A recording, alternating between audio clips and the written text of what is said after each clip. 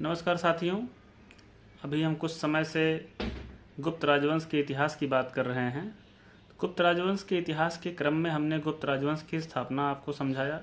उसके बाद हमने समुद्रगुप्त के दिग्विजय अभियान की बात की। फिर थोड़ा सा एक पुराने वीडियो के माध्यम से हमने चंद्रगुप्त द्वितीय के बारे में बात संक्षिप्त की थी आपसे। उस पर हम दोबारा से बात करेंगे क्योंकि वह एक क्लासरूम का रिकॉर्ड था। तो चंद्रगुप्त द्वितीय के आगमन से पूर्व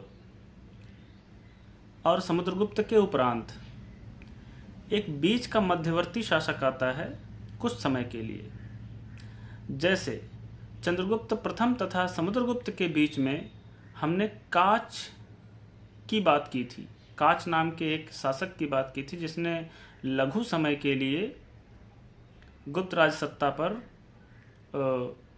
वह स्थापित हुआ था और फिर उसके बारे में हम चर्चा कर चुके हैं, तो दोबारा उसको रिपीट नहीं करना है। तो अब हम यहां बात करेंगे रामगुप्त की। एक लंबे समय तक भारतीय इतिहास लेखन में इतिहासकारों ने रामगुप्त नाम के किसी शासक के अस्तित्व के ऊपर बड़ा ही मौन धारण कर रखा था। मतलब इस बारे में कोई चर्चा नहीं किया गया था, इसको लोग काल्पनिक मानते रहे। लेकिन हाल फिलहाल के वर्षों में, हाल फिलहाल के दशकों में जो अद्यतन शोध कार्य हुए हैं उसके माध्यम से अब स्थापित किया जा चुका है कि रामगुप्त नाम का कोई शासक समुद्रगुप्त के उपरांत तथा चंद्रगुप्त द्वितीय के पहले सिंहासन पर कुछ समय के लिए बैठा था। तो ये लगभग हमेशा चर्चा का विषय रहता है कि कोई फलाना साम्राज्य का व्यक्ति कितना ज़्यादा क्रूर था, उसने अपने भाई की हत्या कर दी, अपने पिता की हत्या कर दी, अपने भाई को, पिता को या अपने परिवार की किसी सदस्य को उठा के जेल में डाल दिया। ये चर्चा का विषय बना रहता है। खासकर इसके लिए उदाहरण अक्सर हमको सुनाई पड़ता है कि भाई शाहजहां और औरंगज़ेब की बात होती है। औरंगज़ेब ने शाहजहां को गिरफ्तार करके आगरा के किले में रखा हुआ था लंबे समय तक सिंहासन प्राप्त करने के लिए। तो हमें लगता है कि कोई बहुत विचित्र घटना हो गई, कोई अचानक से आश्चर्यजनक घटना हो गई, कोई यूनिक घटना हो गई। ऐसा यूनिकनेस नहीं है। कोई भी साम्राज्य रहा हो पूरी दुनिया के इतिहास में, किसी भी साम्राज्य को आप नीट एंड क्लीन नहीं पाएंगे इस मामले में कि उसने परिजन को, किसी भी परिजन को उठा के जेल में न डाला हो या उसकी हत्या न की हो, ऐसी कोई घटना न घटी हो। ऐसा कोई भी राजवंश नहीं रहा है। आप टॉर्च लेकर ढूंढेंगे, मोमबत्ती लेकर ढूंढेंगे, आपको नहीं मिलेगा। तो गुप्त राजवंश भी उससे अछूता नहीं था। अच्छी तरह से आपको पता है कि काच और समुद्रगुप्त के मध्य का जो द्वंद्व था, उससे किस प्रकार से समुद्रगुप्त बाहर आते हैं और वह काच को रास्ते से पूरी तरह हटाकर अपने आप को सत्तारूढ़ करते हैं। वही पुनरावृत्ति आपकी होती है यहाँ पर रामगुप्त के समय में। तो खैर, जो हाल फिलहाल के वर्षों में रामगुप्त को आइडेंटिफिकेशन मिला है, उसमें सबसे मजबूत आधार जो है वह एक नाटक है, देवी चंद्रगुप्तम।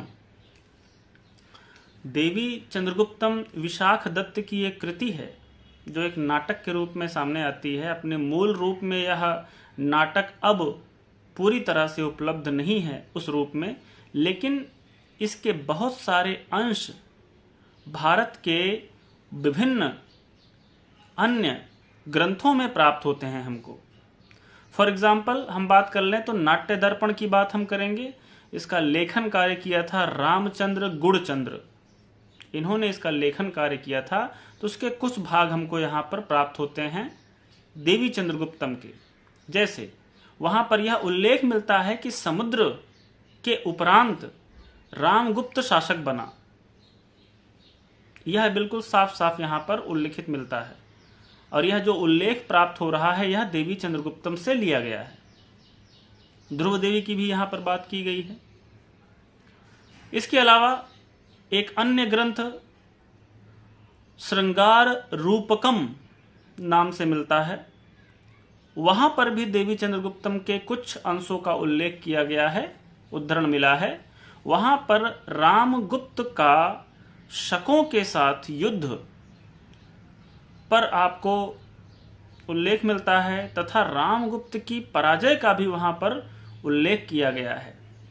साथ ही यह उल्लेख भी किया गया है कि रामगुप्त पराजित होकर अपनी पत्नी ध्रुव देवी को शकराज को हस्तगत करने के लिए वह तैयार हो जाता है। यह भी यहां पर उल्लेख मिलता है। और न केवल इसमें, अब इसमें और भी उल्लेख मिलते हैं। फॉर एग्जाम्पल, यहां पर यह भी उल्लेख मिलता है कि चंद्रगुप्त द्वितीय ने या चंद्रगुप्त विक्रमादित्य ने ससैन्य सेना सहित शकराज के शिविर पर हमला करके शकराज की हत्या कर दी। राजधानी जब वो वापस आया तो उसकी अत्यंत प्रशंसा हुई और रामगुप्त की बदनामी हुई। तो मौके की नजाकत को देखते हुए चंद्रगुप्त द्वितीय ने पागलपन का ढोंग रचा, पागलपन का स्वांग उसने रचा, यानी कि एक नाटक किया कि मैं पागल हो गया हूं। तो पागलपन का स्वांग रचा के अपने भाई के करीब जाके उसकी हत्या कर देता है ये, यानी कि चंद्रगुप्त द्वितीय ने रामगुप्त की हत्या कर दी और उसकी पत्नी यानी अपने भाई की पत्नी ध्रुव देवी से विवाह रचाया। यह उल्लेख आपको मिलता है श्रृंगार रूपकम में। इसी प्रकार से एक अन्य ग्रंथ हर्षचरित, जिसके बारे में आप लोग सब परिचित होंगे और अभी आपको डिटेल में पढ़ना भी है इसी सत्र में हर्षचरित के बारे में। हर्षचरित कहने को तो एक जीवनी की तरह है, सामने आता है, लेकिन वहां पर बहुत सारे ऐतिहासिक उल्लेख हमको प्राप्त होते हैं। खासकर किसी राजघराने में हुए षड्यंत्र तथा किसी की हुई हत्या के बारे में यह एक सिरे से पूरा जो है वर्णन प्रदान करता है। तो इसलिए यह हमारे लिए महत्वपूर्ण ग्रंथ है। हालांकि इसमें बहुत से काल्पनिक तथ्य भी समाविष्ट किए गए हैं, लेकिन हमें अपने ऐतिहासिक ज्ञान से मतलब है। इतिहास के स्रोत के रूप में हर्षचरित किस प्रकार से हमारे लिए उपयोगी है, हम इस पर फोकस रहते हैं तो हम यहां से बहुत कुछ यूजफुल जानकारी प्राप्त कर सकते हैं। खैर, तो हर्षचरित में मिलता है कि स्त्री के वेश में, आप लोग चाहें तो इसको डबल इन्वर्टेड कामा लगा के कोटेशन के रूप में लिख सकते हैं हर्षचरित के इस वृत्तांत का, कि स्त्री के वेश में चंद्रगुप्त ने शकराज की उसी के नगर में हत्या कर दी, क्योंकि उसे एक अन्य व्यक्ति की पत्नी की इच्छा थी। अन्य व्यक्ति कौन है यहाँ पर? अन्य व्यक्ति यहाँ पर रामगुप्त है। पत्नी कौन है यहाँ पर? यहाँ पर ध्रुव देवी है। तो ये पूरा का पूरा आपको उल्लेख यहाँ प्राप्त हो रहा है। न केवल साहित्य बल्कि बहुत से पुरातात्विक अभिलेखीय साक्ष्य भी रामगुप्त की ऐतिहासिकता को प्रमाणित करते हैं। फॉर एग्जाम्पल, राष्ट्रकूट नरेश अमोघ वर्ष प्रथम नाम से एक शासक हुआ है दक्कन में, उसके द्वारा खुदवाया गया संजन ताम्रपत्र अभिलेख में एक उल्लेख मिलता है। वहां पर लिखा हुआ है कि कलयुग में एक गुप्तवंशी ने अपने भाई की हत्या करके उसके राज्य तथा उसकी रानी पर अधिकार कर लिया। यह भी आप इन्वर्टेड कामा में रिपीट करके लिख सकते हैं। यह संजन ताम्रपत्र अभिलेख, यानी कि यहां पर कलयुग की बात हो रही है, यानी कि हमारे युगों के बंटवारे में जिस युग को सबसे घृणित माना गया है उसको कोट कर रहे हैं ये, कि कलयुग इतना ज्यादा विकराल हो गया है कि कलयुग लोगों पर इतना सवार हो गया है कि वह कोई व्यक्ति अपने भाई की हत्या कर दे रहा है, बड़े भाई की तथा उसकी पत्नी से, जो कि भाभी हैं। और हमारी परंपरा में भाभी को मां समान माना गया है, आप लोग जानते ही हैं।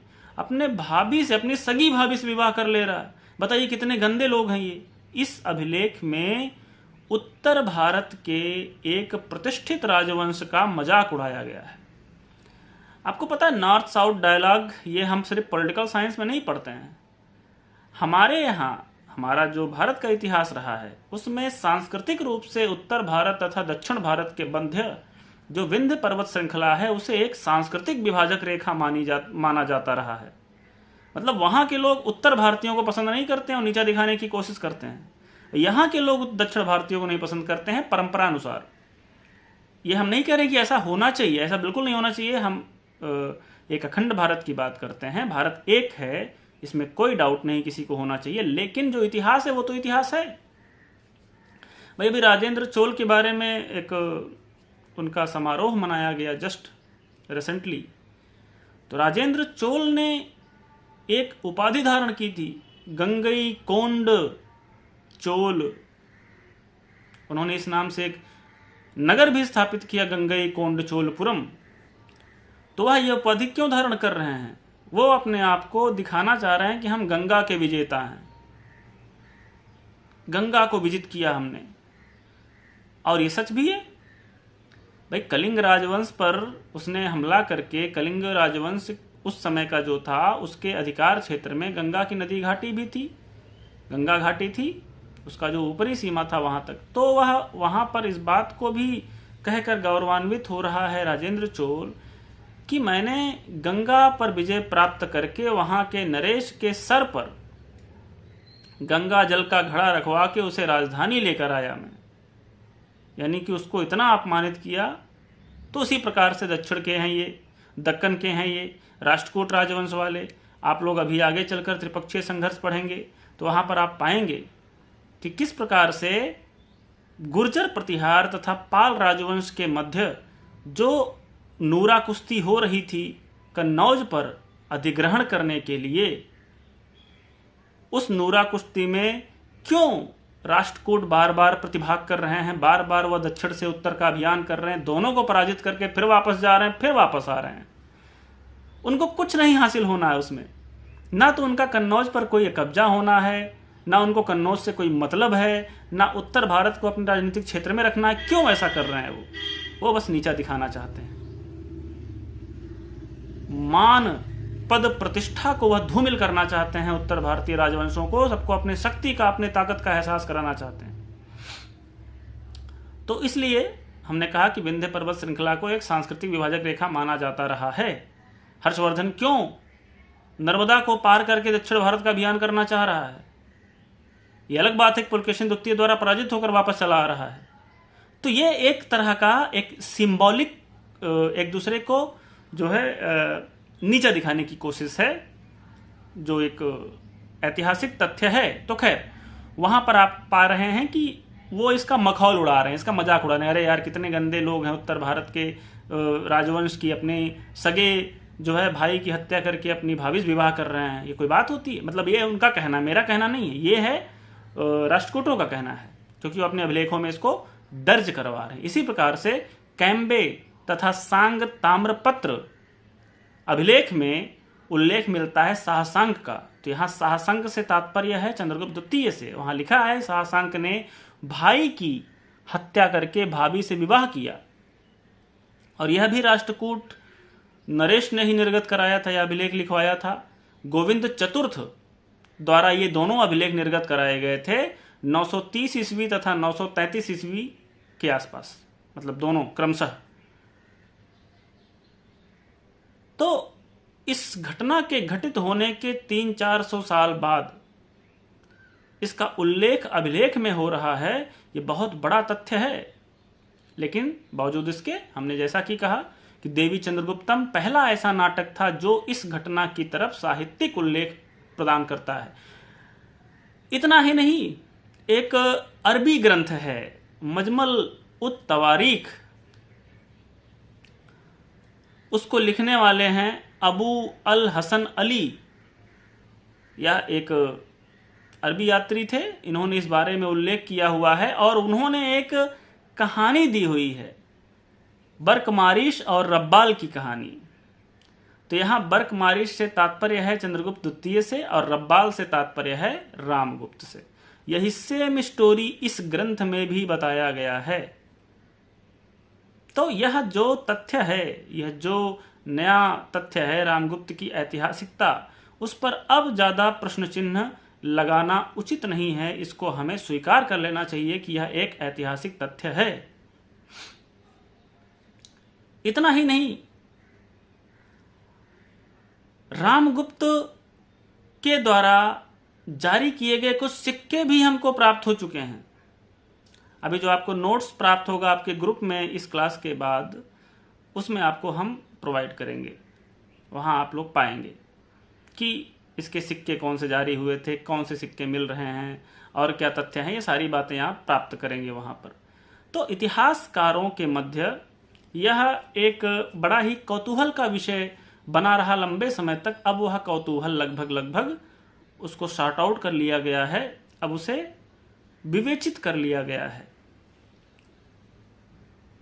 तो यहां पर इतिहासकारों का एक संवर्ग यह भी मानता है कि ये जो परिघटना हुई पूरी, अब इसको हम समेटते हैं। जो बातें हमने अभी आपको बताई तमाम साक्ष्यों और सबूतों के साथ, अब उसको हम समेट के समराइज करते हैं। तो वहां प्राप्त करेंगे, पाएंगे इस बात को कि इसकी कहानी ये थी कि समुद्रगुप्त के उपरांत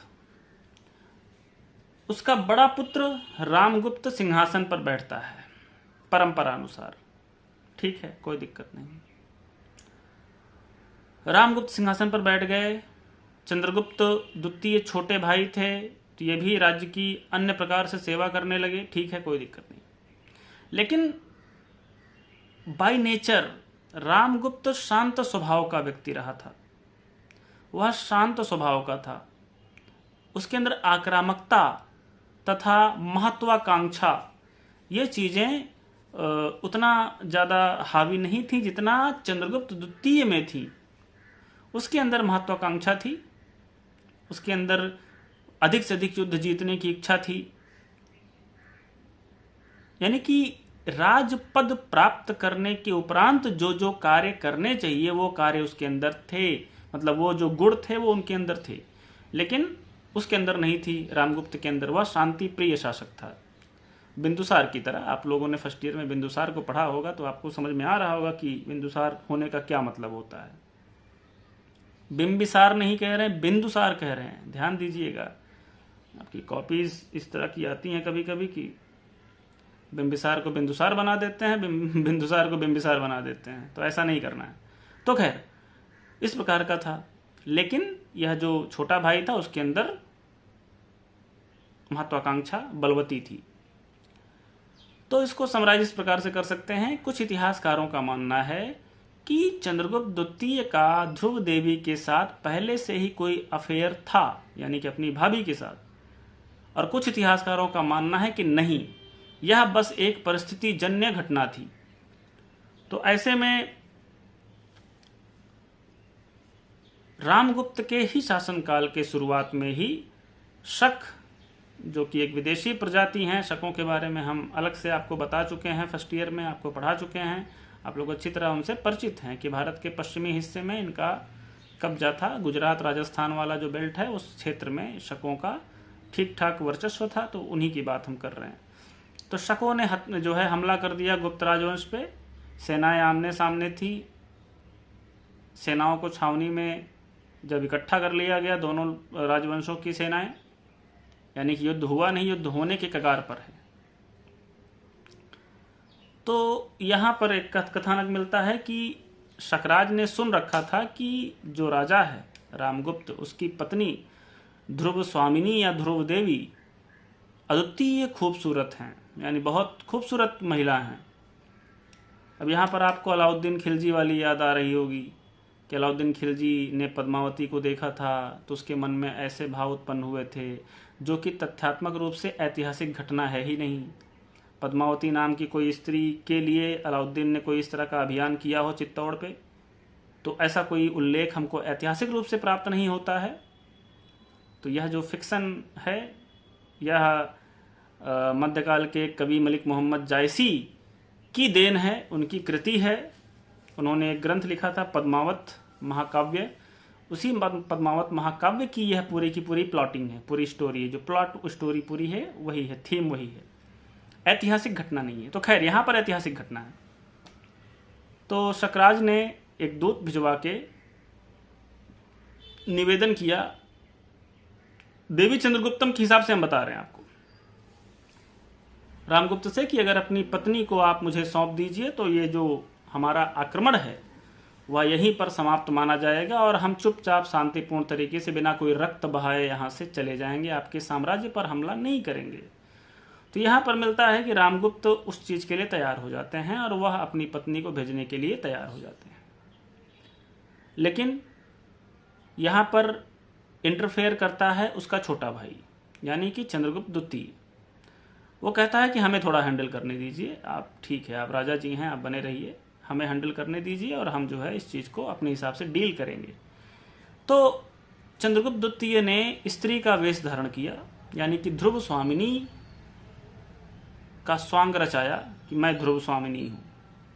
मेकअप आर्टिस्ट बुला के जो है उन्होंने अपने आप को मेकओवर करवा के अपने आप को स्त्री के रूप में कन्वर्ट कर लिया।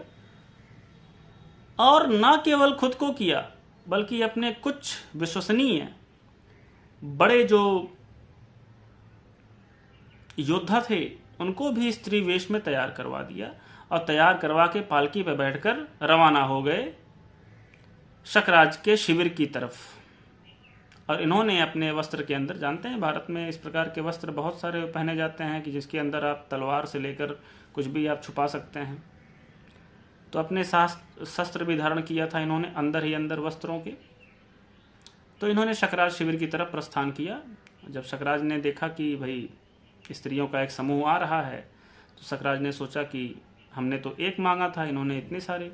तो पूछा गया तो भाई बताया गया कि आपके लिए ध्रुव देवी सीधे साक्षात आई हैं, बाकी जो आपके बड़े सैन्य अधिकारी हैं उन सब के लिए भी राजा ने प्रबंध करके स्त्रियों को भेजा है, सुंदरियों को भेजा है।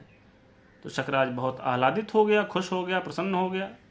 तो शकराज के व्यक्तिगत शिविर में, निजी शिविर में चंद्रगुप्त द्वितीय गए और जो उनके बड़े अधिकारी थे, बाकी सेना ओनापति थे, उनके कमांडर इन चीफ थे, उन सब के सैन्य शिविरों में अलग अलग जो योद्धाओं को स्त्री वेश में तैयार किया गया था वो लोग भी गए और उन सब लोगों ने एक ही बार में सारे लोगों का काम तमाम कर दिया। अब जब राजा मर गया, कमांडर इन चीफ मर गया, सारे बड़े जो है मंत्री थे वो मर गए, जो युद्ध पर आए हुए थे, सेना में भगदड़ मच गई, सेना भाग खड़ी हुई और विजय प्राप्त हुआ किसका? गुप्त राजवंश का। तो जब वहां से चंद्रगुप्त द्वितीय लौट के आ रहे हैं अपने पूरे दल बल के साथ, तो चारों तरफ उनकी जय जयकार हो रही थी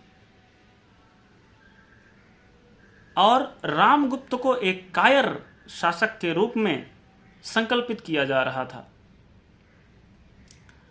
इस पूरे सीन के बीच चंद्रगुप्त द्वितीय को अपनी उस सोई हुई महत्वाकांक्षा को दोबारा से जगाने का और उसे प्राप्त करने का एक स्वर्णिम अवसर प्राप्त हुआ और उन्होंने इसको इम्प्लीमेंट किया। तो अब पूरे ग्रंथ की बात करें, उसके जो अंश बाकी ग्रंथों में मिल रहे हैं उन सबको मिला के देखें तो ये होता है कि भाई उन्होंने एक पागल होने का ढोंग रचाया कि मैं पागल हो गया हूं, और उस ढोंग के दौरान उन्होंने रामगुप्त के करीब जाकर उसकी हत्या कर दी, उसका गला काट के उसकी हत्या कर दी अपने बड़े भाई की। और वही नहीं रुका, उन्होंने फिर ध्रुव देवी से विवाह कर लिया और फिर चंद्रगुप्त द्वितीय राजा बने, ध्रुव देवी महारानी बनी और इन्हीं का पुत्र हुआ जिसका नाम था कुमारगुप्त। और जो गुप्त राजवंश का स्वर्ण इतिहास कहते हैं कि गुप्त राजवंश स्वर्णिम काल था भारतीय इतिहास का, हालांकि ये पूरी तरह से तथ्यपरक नहीं है, यह अलंकारिक भाषा में कहा जा सकता है, लेकिन वह जो स्वर्णयुग की अवधारणा गुप्त राजवंश के बारे में प्राप्त होती है उसमें सबसे महत्वपूर्ण कालखंड चंद्रगुप्त द्वितीय का है, क्योंकि सांस्कृतिक दृष्टिकोण से इस समय भारत का चतुर्मुखी विकास होता है, बहुआयामी विकास यहां पर आपको प्राप्त होता है। क्या मूर्ति कला, क्या स्थापत्य कला, क्या काव्य कला, क्या राजनीतिक विस्तार, ये सारी चीजें आपको वहां प्राप्त होती हैं। इसलिए यह कालखंड बड़ा ही महत्वपूर्ण कालखंड माना गया है। और रामगुप्त के बारे में इससे अधिक हम नहीं कुछ कह सकते हैं, लास्ट में यही कहेंगे, रेस्ट इन पीस। तो रामगुप्त रेस्ट में चले गए इसके बाद, और इन्होंने एक नए तरीके से गुप्त राजवंश को संचालित करने का कार्य किया चंद्रगुप्त द्वितीय ने। अब आप लोग इस पूरी घटना के बारे में क्या कहना चाहेंगे? अगर उस मुगल कालखंड के शाहजहां और औरंगज़ेब की घटना से इसकी कंपेयर करें, या प्राचीन काल में सम्राट अशोक तथा उसके 99 भाइयों के बारे में जो दंत कथा मिलती है, जो किंवदंती मिलती है, जो परंपरा मिलती है, उसके बारे में आप क्या सोचते हैं? कमेंट बॉक्स में बताइएगा। तो आज के लिए बस इतना ही। आप रामगुप्त को समझ गए होंगे। अगर आप रामगुप्त को समझ गए होंगे, रामगुप्त के शासनकाल को समझ गए होंगे, तो चंद्रगुप्त द्वितीय के उस पूरे के पूरे